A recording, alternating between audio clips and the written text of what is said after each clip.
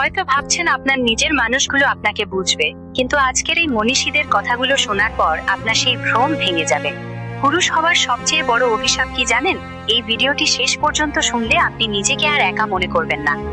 বিখ্যাত দার্শনিক Arthur Schopenhauer বলেছিলেন, মানুষ একা জন্মেছে, একা বাঁচবে এবং একা মৃত্যুবরণ করবে। একজন পুরুষের জীবনের পুরো উপাখ্যান যেন এই একটি লাইনের মধ্যেই বন্দী। আমরা সারা জীবন মানুষের ভিড়ে থেকেও নিজের ভেতর যে মরুভূমি বয়ে বেড়াই, তার খবর কি কেউ রাখে?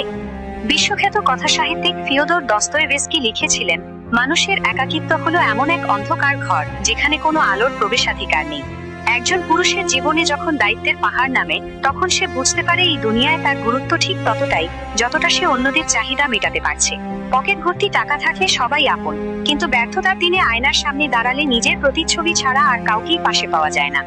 মহাকবি রবীন্দ্রনাথ ঠাকুর আক্ষেপ করে বলেছিলেন, মানুষের মন বোঝা এক কঠিন কাজ, আর পুরুষ মানুষের মন, সেটা তো কেউ বুঝতেই চায় না। সমাজ চায় পুরুষ হোক বটগাছের মতো, যার ছায়ায় সবাই আশ্রয় নেবে, কিন্তু তার নিজের শিকড় যে কতটা শুষ্ক তা দেখার সুযোগ কি কারো আছে? দিনের শেষে যখন ঘরে ফেরেন, তখন দেখবেন চারপাশের মানুষগুলো আপনার অর্জন খুঁজছে, আপনার মানুষ সত্তাটা নয়। বিখ্যাত কবি এলিয়েট বলেছিলেন, দুঃখের চেয়েও বড় যন্ত্রণা হলো সেই দুঃখ কাউকে বোঝাতে না পারা। আমরা পুরুষরা সেই যন্ত্রণায় প্রতিনিয়ত গিলে খাচ্ছি। কিন্তু মনে রাখবেন, এই একাকিত্বই আপনার আসল শক্তি। আপনি আজ যে ত্যাগ করছেন, তার কোনো সাক্ষী হয়তো পৃথিবীতে নেই, কিন্তু আপনার বিবেক জানে আপনি কতটা লড়েছেন। এই ভিডিওটি আপনার কাছে তখন পৌঁছালো যখন আপনার হয়তো সত্যি কারো কথা শোনার খুব প্রয়োজন ছিল।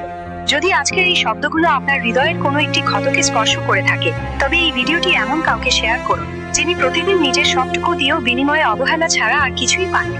হয়তো আপনার একটি শেয়ারই আজ রাতে তাকে বোঝাবে যে এই পৃথিবীর ভিড়ে সে একা নয়, কেউ একজন অন্তত তার নীরব চিৎকারটা বুঝতে পেরেছে।